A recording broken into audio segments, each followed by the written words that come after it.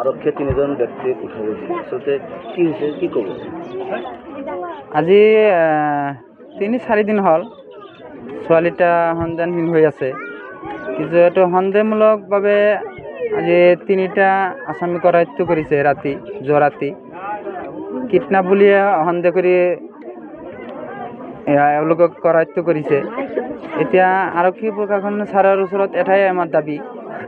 যাতে এই শিশু বাচ্চাটো আমি ভালে উদ্ধাৰ কৰি দিয়ে আমি এইটোৱে আমাৰ লগত দাবী তিনিজনৰ যে ৰাতি উঠাইছে বা আটক কৰিছে এটা হ'ল চলমান আর একটার নাম হল মাজিদুল ইসলাম আর একটার নাম হল শহীদুল ইসলাম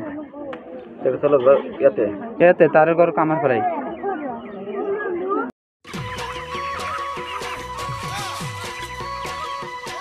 অতি কম দিনতেই একোটা এনেকুৱা হৈ যায় মই যে বিয়মৰ দানা খুৱাওঁ আপোনালোকেও বিয়মৰ দানা খুৱাওক আৰু কম দিনতেই অধিক মুনাফা লাভ কৰক